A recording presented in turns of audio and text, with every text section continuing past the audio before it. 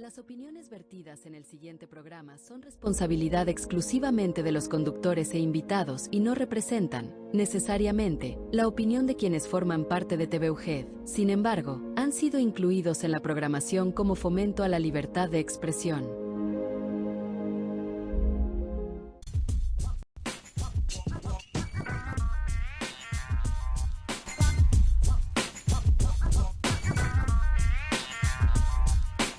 ¿Qué tal, amigas y amigos? Bienvenidos a su programa Entretiempo. El día de hoy hablaremos de un tema muy importante porque es el autismo. Este tema tan importante que engloba muchos conceptos y muchas ideas que se tiene, y qué mejor que con la invitada del día de hoy para que nos explique a detalle sobre este tema. La licenciada María Dolores Romero Cota, quien es la presidenta de la Asociación Civil Autismo Durango y fundadora de la Asociación Padres de Hijos Autistas de Durango. Lic, muy buenas tardes. Muchísimas gracias, un placer estar con ustedes y bueno, pues vamos a hablar del tema que compete, que es autismo.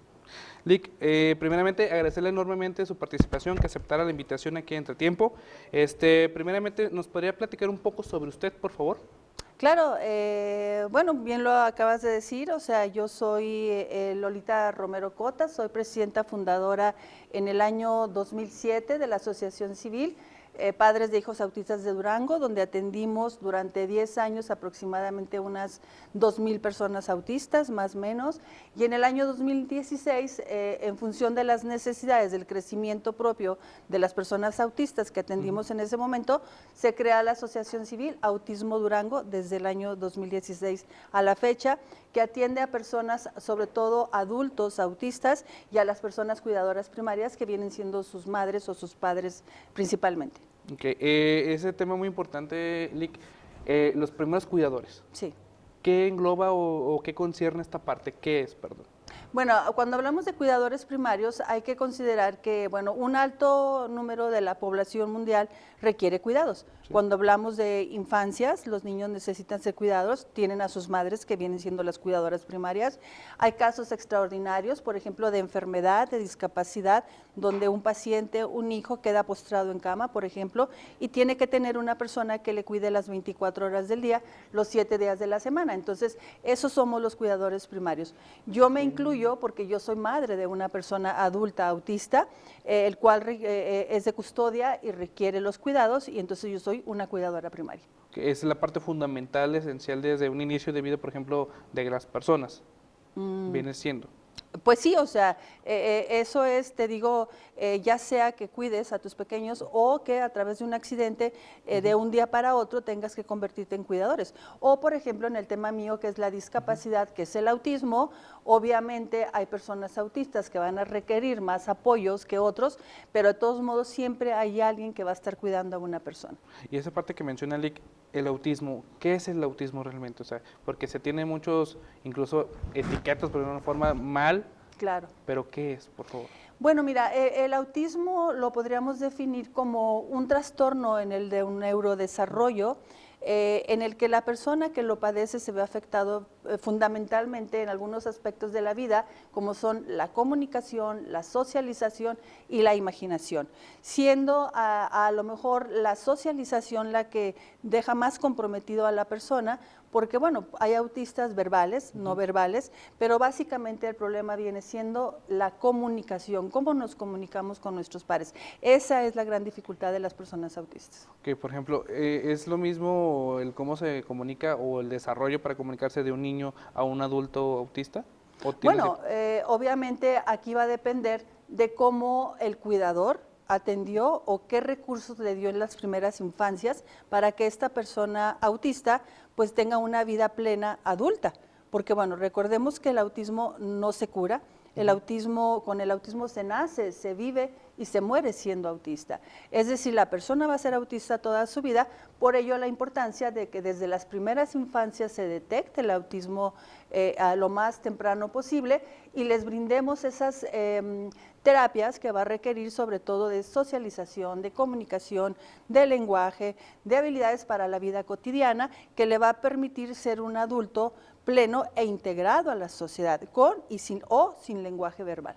Ok, disculpe, entonces, ¿se puede identificar desde temprana edad el autismo o es algo que va variando entre las personas?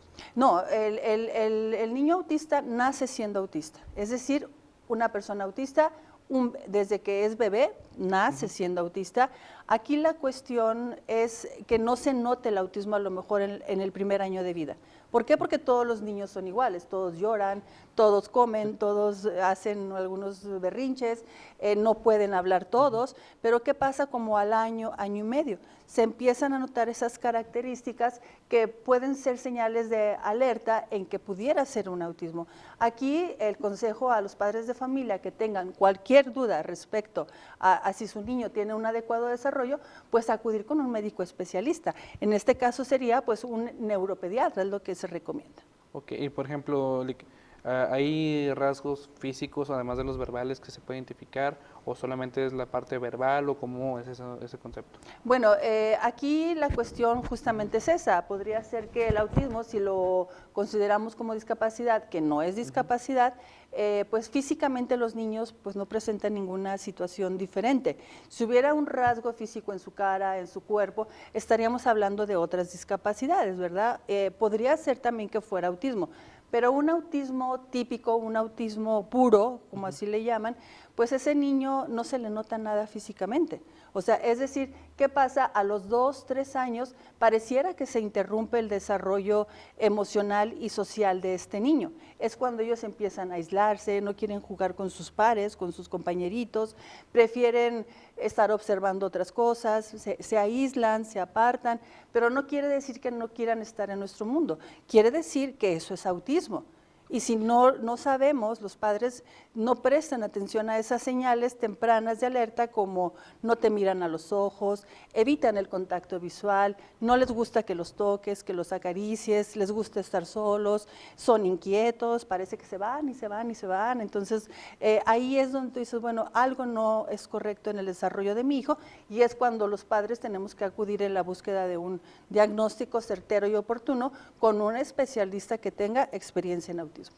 Y esa parte de la neuropediatría, ¿cómo es que, o sea, llevo a mi hijo, por ejemplo, para identificarlo, para poder ayudarlo, pero el neuropediatra, ¿qué es lo que nos indica o qué es la parte en cuestión?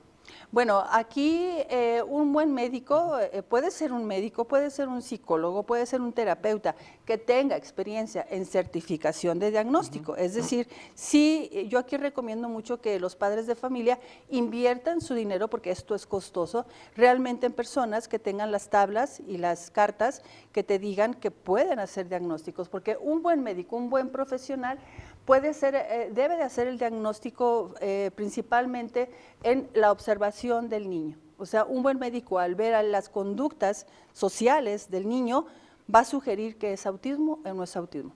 El diagnóstico no requiere estudios específicos como sangre, como tomografías, como electros. Eso sí, van a apoyar para la cuestión del autismo, pero básicamente es por el comportamiento del niño.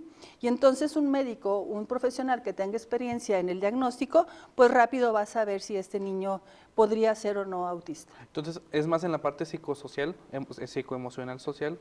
Sí. O sea, es decir, el niño que se aísla, el niño que no te presta atención, que no te mira a los ojos, que evita el contacto físico, que juega de manera extraña con sus juguetes, diferente a cómo juegan los niños, porque no identifica bien también emociones, por ejemplo.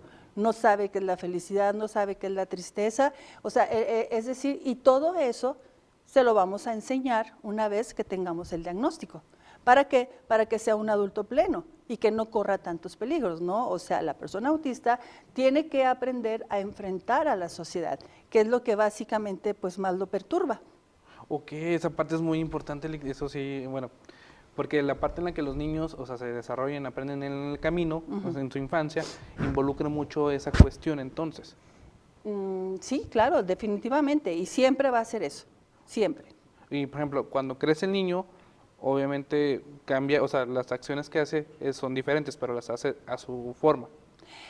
A su forma y aprendiendo ciertas reglas sociales. Okay. O sea, es decir, bueno, pues no lo vamos a dejar que ese niño se desvista, por ejemplo, si se desviste en casa porque le gusta estar en calzoncillos, por ejemplo, no le vamos a permitir toda la vida eso. Es decir, le vamos a enseñar que hay reglas sociales donde él tiene que aprender a comportarse pues para poder encajar, no para complacer a la sociedad. Volvemos a lo mismo, Sí, no sí, se sí. trata de complacencias, se trata de que estas personas pues se adapten lo más posible a la vida para que en un futuro puedan tener un empleo. ¿Por qué no pensar en que pudieran casarse, en tener hijos? O sea, es decir, biológicamente y madurativamente y por las edades sería el ideal. Sí, si no sensibilizamos a una sociedad de que existen estas personas y que sobre todo que pueden hacerlo, pues bueno, no, ¿qué va a pasar con ese hijo autista? Si no les enseñamos esas herramientas de vida que requiere desde la primera infancia. Ok, entonces es prácticamente ir adaptando a las reglas, por decirlo de una forma.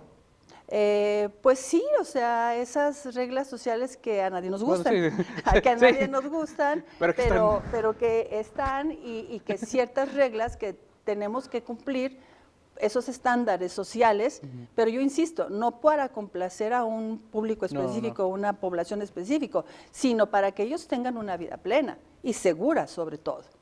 Ok, Lick, ¿qué le parece si continuamos hablando de este tema después del corte cultural? Claro, aquí estamos.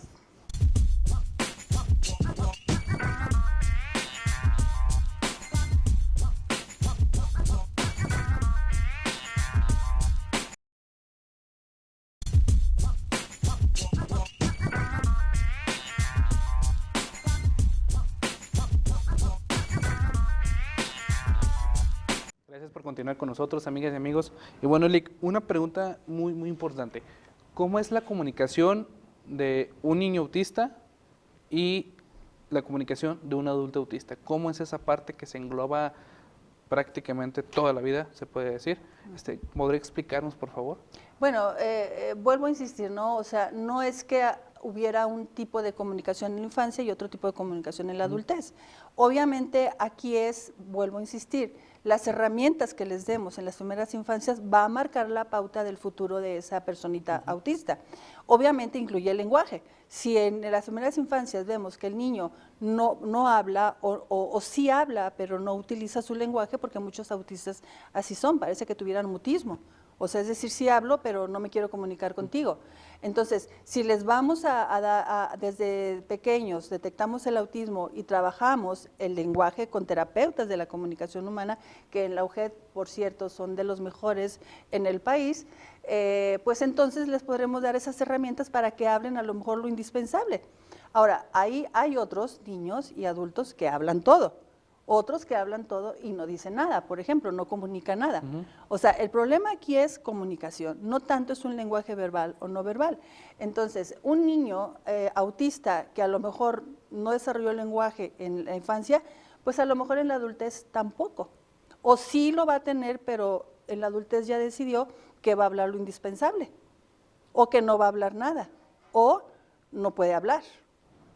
Sí, o sea, pero aquí, lejos del lenguaje verbal o no verbal, creo que en lo que hay que centrarnos es en comunicación y socialización. Siempre va a haber otra manera de comunicarse cuando no hay un lenguaje verbal. Okay. Y, por ejemplo, en la educación, esa cuestión, ¿los niños autistas pueden asistir a una escuela como todos los demás niños? ¿O tienen educación especial? ¿O cómo es esa parte? Porque se tiene muy estigmatizado el autismo, este concepto. ¿Podría explicarnos, por favor? Bueno, aquí mencionar, digo, hay escuelas de educación especial muy buenas, o sea, obviamente hay un sector de la población con con aprendizajes muy comprometidos, que obviamente sí van a requerir una escuela de educación especial. Primero, todos los niños, todas las niñas, independientemente de su condición o su discapacidad o no discapacidad, pues tienen derecho a la educación y derecho a una educación regular. Cualquier escuela te puede recibir a cualquier niño. Si yo decido que mi hijo esté en una escuela regular, pública o privada. Claro, en la privada pues tendrán sus reglamentos, pero en la pública yo tengo derecho de inscribir a mi hijo autista en cualquier escuela. Y la escuela me lo tendría que recibir. Obviamente, bueno, si la escuela no sabe atender a los niños autistas, ¿cuál es el trabajo de ese director, de esas maestras? Pues aprender porque entonces ya les llegó un alumno autista y no se vale decirle no podemos con él. porque si yo mamá decido no llevarlo a un CAM o a una escuela especial, bueno, tengo derecho a que mi hijo esté inscrito en cualquier escuela. Es decir, aquí, bueno, la educación es para todos independientemente de la condición o la discapacidad. Que, o sea, de todos modos, ahí las familias, las escuelas tienen que tener esa parte de integración, por decirlo de una forma. Bueno, es que... Deberían de tenerlo. Deberían, y es un derecho del niño. Sí. Y yo puedo quejarme en caso de que me dijeran que no saben o no pueden, porque entonces estarían obligados a que la propia SEP pues tenga sus propias herramientas para enseñarle a ese maestro a atender a mi hijo autista. Y, por ejemplo, el desarrollo académico de una persona autista es desde el básico, prepa, carrera, o sea, normal. Puede llevar el desarrollo normal. Bueno, aquí sí hay autistas muy brillantes. Un mito es que son bien inteligentes, son genios. Pues no todos realmente, es como cualquier persona regular. Muchos son genios, otros no son genios. Sí también comentar que un alto porcentaje de la población autista tiene alguna discapacidad intelectual. Pero vuelvo a insistir, el autista típico, el autista puro, puede ser muy brillante, pero nada más en el tema que a él le interesa. Por ejemplo, pueden ser las matemáticas, puede ser el universo, pueden ser los dinosaurios, pero no le interesa contar, no le interesa abrocharse los zapatos, no le interesa el vestir bien, o sea, nada más su tema. Pueden ser brillantes en ese tema y bueno, pueden llegar a ser ingenieros, pueden tener una profesión. Pero volvemos a insistir, si no tienen esas habilidades sociales que le permita integrarse a un entorno laboral, a una universidad, pues obviamente la va a pasar muy mal ese niño autista. Y bueno, también aquí entender que también las instituciones educativas superiores tienen que poner de su parte para que esa persona autista que sí logró leer, sí logró escribir, sí terminó su bachillerato, sí está inscrito en una universidad, pues logre el objetivo que es ser un profesionista. Ok, es que esa parte es muy importante porque sí se desconoce realmente, incluso en el 2025 se desconoce esa parte. Claro. Por ejemplo, en la investigación que se realizó, se supo que hay personas autistas que tocan, que son músicos, que pintan, que incluso escriben, o sea, sí han hecho libros, o sea, es una parte muy bonita. Y, por ejemplo, un tema muy importante que esto es totalmente suyo, Lick, la parte de la colaboración que tienen ustedes con una marca, un mercado muy grande, ¿podría platicarnos, por favor? Claro, bueno, mira, estamos muy contentos porque en Autismo Durango, desde que esto inició, que es ya más de 18 años de trabajo, comentarte, yo soy madre de una persona adulta autista que el día de hoy cumple 29 años de edad, Alberto. Él es artista, él es pintor, él es performer, o sea, nos hemos enfocado también en las bellas artes. ¿Por qué? Porque nos hemos dado cuenta que un muy alto porcentaje de las personas autistas tienen esas habilidades artísticas. Es decir, están enfocados en aquello que a lo mejor nosotros no percibimos y eso a lo mejor puede ser arte, puede manifestarse como arte. Hay personas autistas que no sabes cómo, pero ya dominan el idioma inglés, por ejemplo. Eso es bien extraño. ¿Y dónde lo aprendieron? Pues nada más a lo mejor viéndolo en la tele. Porque son, por ejemplo, cinéfilos, les encantan los programas, les encantan las películas, a lo mejor en inglés y ahí lo aprenden, o en la escuela también, o sea, son brillantes.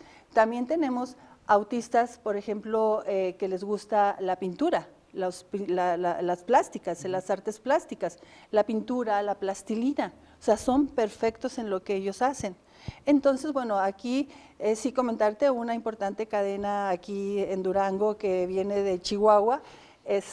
Pues estamos ahorita en el redondeo. Yo los invitaría a que cuando les pidan el redondeo para Autismo Durango, por favor nos lo brinden, porque vamos a llevar a cabo un taller de arte contemporáneo dirigido a jóvenes y adultos autistas que se han quedado sin oportunidad de empleo y que a través de las bellas artes queremos que también sea un medio de productividad laboral para ellos. Okay. Es decir, aquí con el autista bueno, ¿qué habilidades tienen? Enfocarnos en lo que sí pueden hacer.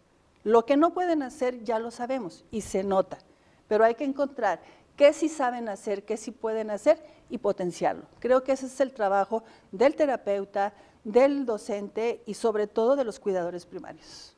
Okay, Lick, ¿y qué personas autistas tienen ahí, pintores, músicos? O sea, ¿podría platicarnos, por favor? Porque es un gran proyecto.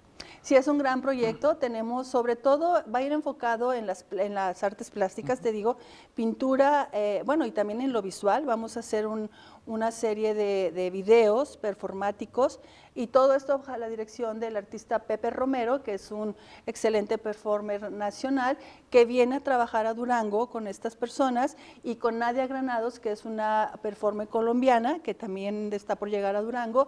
Van a trabajar en una serie de videos de performance, que ese es un proyecto que tenemos con el ICED, y esto se va a conjuntar a mediados de año con lo de la cadena comercial que te comento, y vamos a exponer una gran exposición en uno de los mejores museos de la ciudad. Van a hacer videos, van a hacer performers, van a hacer obras de arte en pintura, en plástica, es decir, concentrar todo lo artístico que nos pueden brindar las personas autistas. Lic, lamentablemente estamos llegando al final del programa. ¿Podría indicarnos a la audiencia dónde se pueden acercar con ustedes, dónde los pueden contactar, ayuda, información, alguna cuestión con ustedes, dónde los podemos encontrar? Claro. Bueno, mira, aquí ya para cerrar y agradecerte la invitación y que bueno que iniciamos el año hablando de autismo. Recordemos que 1 de cada 100 nacimientos presenta una condición de tipo autista. Por eso es importante a los padres de familia que ante cualquier sospecha de cualquier situación, sea autismo, sea otra cuestión neurológica, acudan a un buen especialista para que no pierdan tiempo en la obtención de un diagnóstico temprano y oportuno. Autismo Durango ahorita se encuentra en calle Zapopan 539 en la Colonia Jalisco. El número al que pueden obtener información es el 618-122-1012. Yo personalmente los atiendo. Y bueno, pues estamos trabajando ahorita, te digo, concentrados en los proyectos de arte contemporáneo, pero también podremos orientarlos en dónde obtener esos diagnósticos con los profesionales adecuados y dónde poder ir a recibir también terapias especializadas en autismo. Eso es Autismo Durango, y pues yo agradecerte mucho la invitación, y cuantas veces tengamos que hablar de autismo y cuando avancen los proyectos de arte, ojalá que pudiéramos volver a platicar. Encantado de tenerla aquí en TVG en este tiempo, Lic. Ya sabe que es su casa. Gracias. Esperemos que siga viniendo aquí con nosotros y compartiendo todos los proyectos que ha realizado. Un mensaje en cuestión que quiera darle a la audiencia, Lic, antes de despedirnos. Bueno, aquí decirles, bueno, el autismo no es el fin del mundo. El autismo nace en 1 de cada 100 hogares. Hay que aprender a entender el autismo para poder entender las conductas de nuestro hijo. Es aceptar a ese hijo que nació con esta condición, y es dejar atrás aquel niño, aquella niña que soñamos que iba a ser. El autismo no son complacencias, el autismo llega donde menos te lo espera, y el autismo puede ser maravilloso una vez que lo entiendes.